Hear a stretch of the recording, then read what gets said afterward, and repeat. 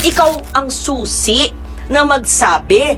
Alam ni Senator Tulfo, ibunyag mo lang sa amin, paano? Kasi hindi lang ikaw. Ang importante sa akin dito ngayon, yung sindikato lumalaki ng lumalaki habang tayo nag-uusap dito. Parang sasayang tayo ng oras na makalaway natin, tulad ng sinabi ni Sen. Lauren. Yun talagang tinutumbok ko yung kasabwat para mabuwag ng sindikato na ito, sino-sino ang makasabwat niya. And we're not doing anything about it. For decades, nobody's doing something na para buwagin yung sindikato na yun. Kasi kung hindi natin pag-uusapan ito at puro na lang tayo nakakonsentrate sa isang topic, lalawak ang sindikato until such time baka pagising natin na take over na tayo ng mga Chinese nationals. Because, let's face it, kung may natutunan tayo dito sa kwento ni Alice Guo, basta't may pera ka, walang imposible. Kakapasok lang na balita. Grabe, tinakot ni Tulfo si Alice Guo. Takot na takot siya magsalita sa Senate. Binalaan kasi ni Tulfo si Alice Guo. Uubusin niya na kasi lahat ng kasabwat pag hindi pa siya nagsalita sa Senate. Ayon sa nakalap nating impormasyon, natakot kay Tulfo si Alice Guo. Nang mapansin niya nagagalit na si Tulfo sa Senate, sumabog na kasi si Tulfo kay Alice Guo. Di niya napigilan sumigaw, lilintikan na daw siya Senate. Napilitang umamin si Alice Guo, isiniwalat ang lahat ng nalalaman sa Pogo operasyon. Tinuro sino tumulong magpatakas sa kanya, paano siya nakalabas ng bansa. Tapusin mo ang buong video. Narito at panoorin natin. Rafi, Yeah, before Madam you, Quick lang. I need to do something right after your quick Yes. intervention. Kasi pinag-usapan mo lang yung death threat against her, ano? Pwedeng sa executive session banggitin niya sa atin later. She's been very evasive from the get-go. Parang sasayang tayo ng oras na makalaway natin at karapatan man niya na hindi magsalita at magsinungaling. Ang importante sa akin dito ngayon, yung sindikato lumalaki ng lumalaki habang tayo nag-uusap dito. Tulad ng sinabi ni Sen. Lauren, yun talagang tinutumbok ko noong pa man, Madam Chair, at total nabanggit naman sa previous hearing, yung kasabwat na para siya ay makakuha ng birth certificate through late registration. Kailangan siguro isa matutumbukin natin para mabuwag ng sindikato na ito, sino-sino sa late registration, sa local registrar's office, ang makasabwat niya dyan sa Tarlac, kaya siya nakuha ng birth certificate, at sino yung mayor at that time, sino yung hepe ng local registrar's office, at ilan na ba ang mga Chinese national sa bayan na yung sa Tarlac ang nabigyan din ng birth certificate, Filipino birth certificate to late registration. Because napakalaking problema ito, Madam Chair. 1,200 sa Davao del Sur lamang yan. Yung foreign nationals na nabigyan ng Filipino birth certificate, naging instant Filipino citizen. Now, hindi lang po sa Davao del Sur, kundi sa iba't iba pang lugar sa bansa. And then the immigration mismo umamin na every single year, since 2000, sila po ay nakakahuli ng mga Chinese nationals na pumapasok dito o lumalabas na gamit ay Philippine passport. And we're not doing anything about it. For decades, nobody's doing something na para buwagin yung sindikato na yun. Kasi kung hindi natin pag-uusapan ito at puro na lang tayo nakakonsentrate sa isang topic, lalawak ang sindikato until such time baka pagising natin na take over na tayo ng mga Chinese nationals. Thank you, Madam Chair. To simplify, ang kailangan lang natin na impormasyon for now from Ms. Go is sino ba sa mga ahensya ng gobyerno o sa labas ng mga fixer ang tumulong sa kanya para makakuha ng Philippine birth certificate. Pangalawa, at sino yung nagbigay ng Philippine passport. Ganun kasimple. Isang oras na tayo dito, maraming issues. Sagutin lang yon, matutulungan ka namin. And your lawyers will understand that. Yun lang. Sino? Dahil ang PSA, with all due respect, at ang DFA, mukhang napasukan ng sindikato. Paano natin bibigyan ng budget ang ahensya ng gobyerno sa panahon ngayon ng budgetary allocations for next year kung ang binabudgetan natin ay napasukan ng sindikato na kalaban ng taong bayan? So, ikaw ang susi na magsabi. Alam ni Senator Tulfo yung pangalan ng fixer mo. Ibunyag mo lang sa amin, paano? Kasi hindi lang ikaw. inamin na ng PSA na meron higit sa 1,000 na nabigyan ng birth certificate. 1,200. Ayun, exact number, 1,200. So, meron pa kaming hinahanap na balanse sa 1,200 na nagpapanggap na Alice Go. Yun nga, Madam Chair. Salamat, Madam Sen. Chair. Loren.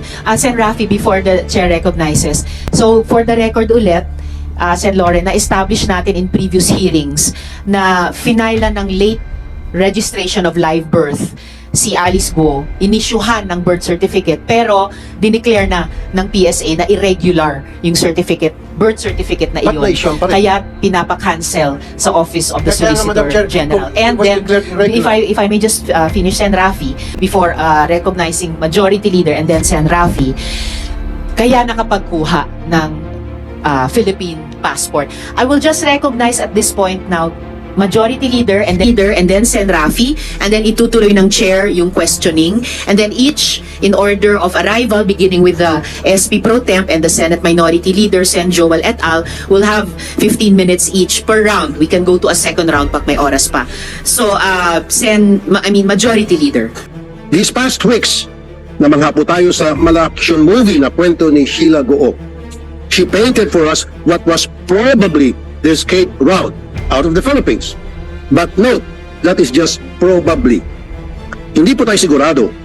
We have to take her testimony with a grain of salt. For all we know, binulang din nila yung kwento niyan doon sa farm kung saan lumaki si Miss Alice Go. Mga kwentong paglihis sa tunay na nangyayari. Based on our research and discussion with transport experts, anyone with money could have several options for exiting the Philippines. Madam Chair, may I please direct everyone to a video we prepared to give an idea of what could have happened being used by the ghost. Because, let's face it, kung may natutunan tayo dito sa kwento ni Alice Go, basta't may pera ka, walang imposible. Concept, pwede ba natin i-flash ulit yung ACR na yon at ipakita ulit kay Alice Go? Madam Chair, Yes, Sen. Rafi. Unrelated question. yes, noong August 27, 2024 hearing, page 141 of the transcript, inamin ni Sheila Goo na meron dalawang passport si Alice Goo. So that means dual citizen siya. Chinese and Filipino. Alright, salamat Sen. Rafi sa pagpapaalala. So dual citizen pala kayo kahit sa pagkaalam ni Miss Sheila Go sa paalala ni Sen. Rafi. And in fact, alam niyo ba na hindi pinapayagan ng dual citizenship sa China? Dito lang sa Pilipinas meron na ganyan. Pero sa China, bawal yun eh.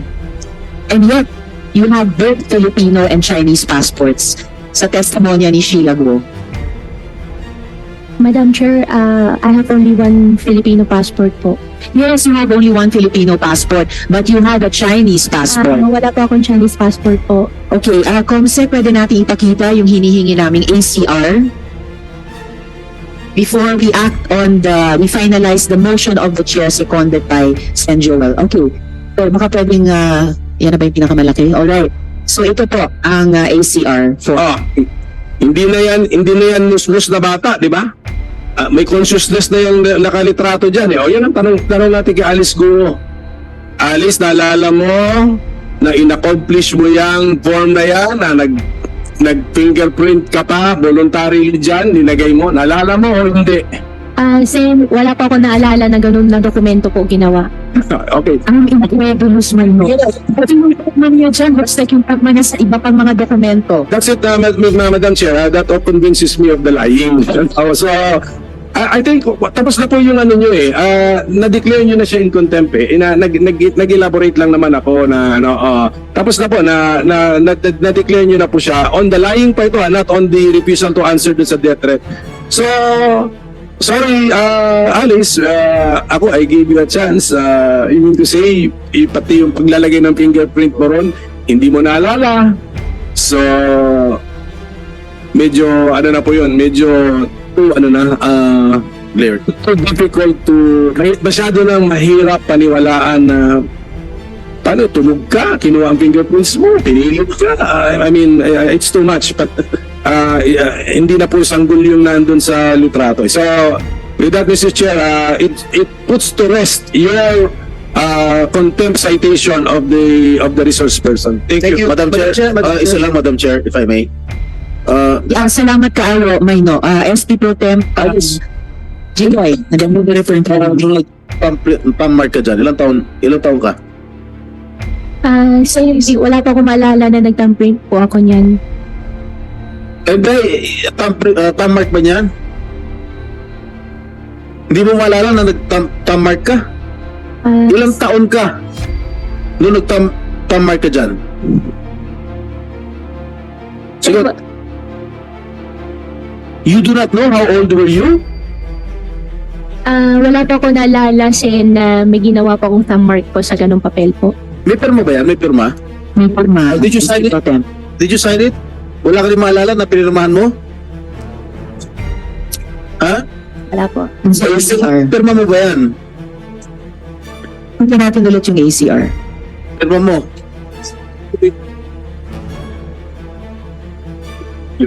Yes, ipakita natin yung kaninang ACR form, yung may photo, fingerprints at saka pirma. Oh, yeah, may signature. Is that your signature?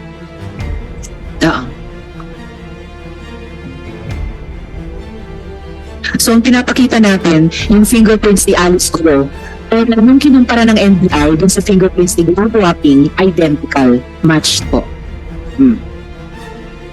Teka muna pala. Madam Chair, let her answer. Is that your signature, Alice? Pati. Doon sa under po ng picture po, signature ko po yun, pero hindi ko po alam paano nangyari po yun. Ano hindi mo alam Hindi ko po talaga alam, Sen. Hindi mo alam na pinirmahan mo, pirma mo yan? Sen, hindi po, wala pa akong pinirmahan po ng ganung dokumento, pero signature ko po siya, pero wala pa ako na pirmahan po ng ganung dokumento. Confirm mo na signature mo yan sa form na yan. Kino-confirm ko lang po, Madam Chair, yung signature po under po ng picture is my signature. But you don't remember when you signed that? Wala po ako Paper. wala pa akong ginawa na ganun po. It is impossible to fake fingerprints. Kinonfirm mo na pirma mo yan, yung fingerprints dito at yung fingerprints dun sa dokumento ni Guo Huaping ay na-match ng NBI. Iisang tao lamang po. Yun po yun. May Madam Chair, just one Sen Joel. so sick and tired na whether Huaping and Alice Go identical at iisa dahil convinced na po tayo doon eh. I mean, how can you doctor yung mga fingerprints, Madam Chair? So, ayaw niyang sagutin yon but overwhelming. Siya ho yun, si Guo Huaping. Kaya baka dapat ang tawag natin sa kanya Guo Huaping, hindi Alice Go dahil mahirap na tawagin siyang Alice Go, hindi naman pala siya Pilipino. But let me just ask yung tinatanong kanina ni Sen Jinggoy, kilala mo, Alice, Guo Huaping, yung tumawag sa'yo, na nagbibigay sa'yo ng death threat, kilala mo po yun, di ba? Kasi otherwise, hindi mo siya sasagutin at hindi mo kikilalanin na totoo at may bigat yung death threat sa'yo. Is that correct, Your Honor? Your Honor, isa po doon, kilala ko po. Pero i-clarify ko lang po yung nakita ko po kanina sa monitor po. Yung signature po, akin po yung signature, pero hindi ko po alam kung bakit andyan po yung signature Hindi ko. na ako nagtatanong doon. Hindi na ako nagtatanong ng Guo Huaping. Hindi na ako nagtatanong kasi klarong-klaro sa akin, hindi po pwedeng doktorin yung fingerprints mo. So ang tinatanong ko, kilala mo yung nag-death threat sa'yo, saan siya galing? Dito ba siya sa Pilipinas o sa abroad?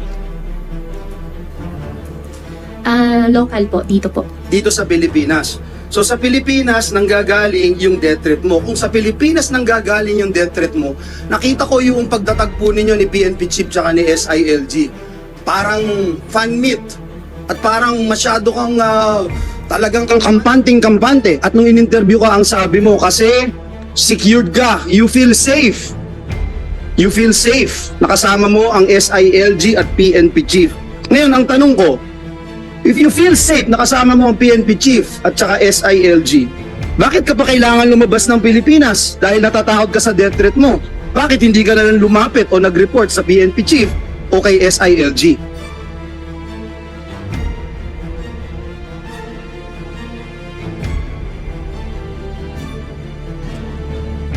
Sagutin ko na po. Yes, one more time, Miss Alice. One last time. Yes po, Madam Chair. You answer the question of Senator Joel. Sen, okay lang po, paulit po. Sorry po. Madam Chair, I hope the lawyers of Alice Go must advise their client to tell the truth. Alice, nung nakita mo si SILG at si PNP Chief, ang sabi mo, happy ka at ikaw ay masaya, kitang-kita naman yun. Walang naitago sa sambayan ng Pilipino na at is ka. Kapapicture ka pang di ba? So, paano mo sasabihin na natatakot ka, may death threat ka sa Pilipinas, pero kailangan mong tumakas? Kailangan mo umalis ng Pilipinas, pero sabi mo, safe ka na makita mo ang PNP Chief, SILG, pero hindi ka lumapit sa kanila, hindi ka humingi ng tulong. Hindi nga mga sinabi na galing dito sa Pilipinas at tumawag sa'yo ng ilang beses yung nagde-death threat sa'yo. Sen, doon sa question niyo po, dalawa pong answer ko po dyan. One po, kaya po ako nakasmile po, yan po yung para sa akin po na pinaka-language ko po sa family, sa mga tao po nagmamahal po sa akin na Hindi yun ang tanong ko. Hindi yun ang tanong ko. Before we go further into this topic, para lang ma-settle itong pending issue, i-reiterate ko, no?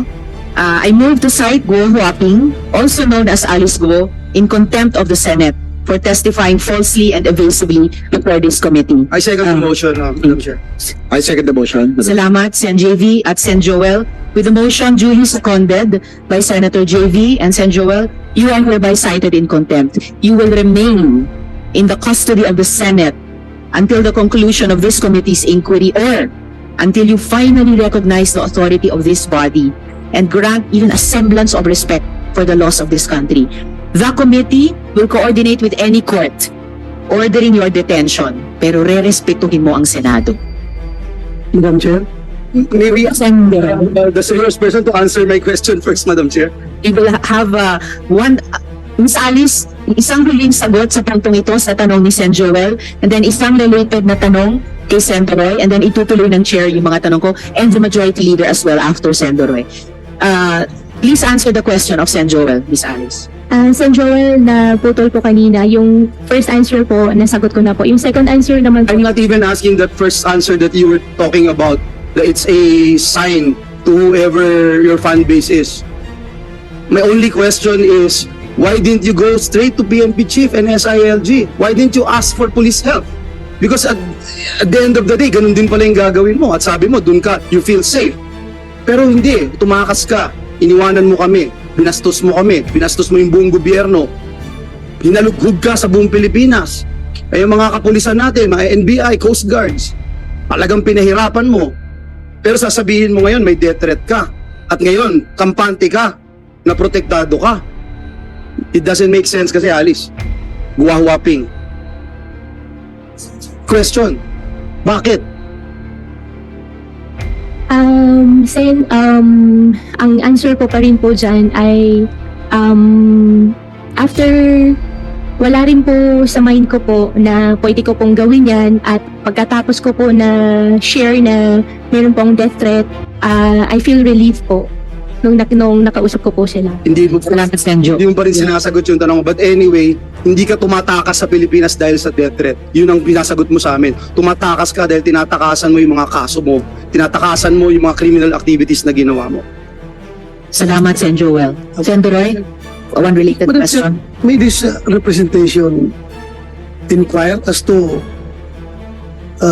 the limit of the number of contempt citation that we can give to a particular resource person? Meron ba tayong limit dyan o unlimited tayo? Merong limit po yun. Once again, kapag ang resource person sumasagot ng totoo sa atin, hindi naman natin siya sinasite. Pero sa bawat meeting man lang, hindi siya magsabi ng totoo.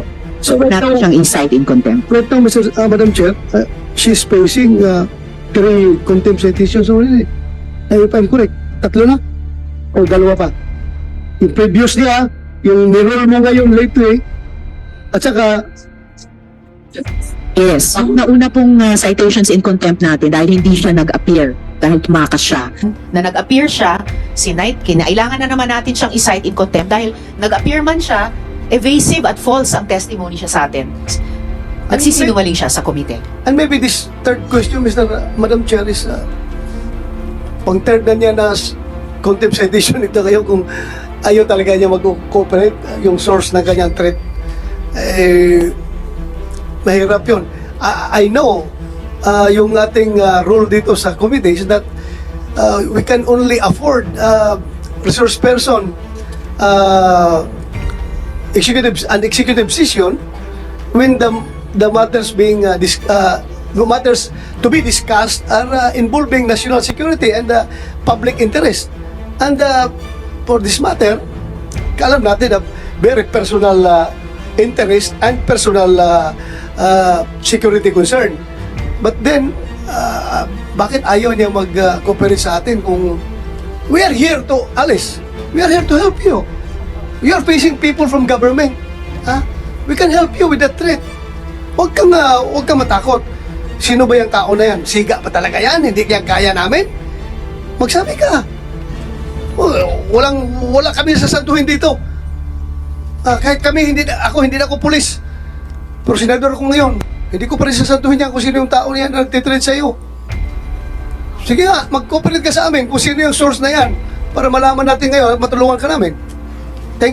Thank you, Madam Chair. Ngayon, ikaw, bilang Pilipino, ano ang masasabi mo at reaksyon sa balitang ito?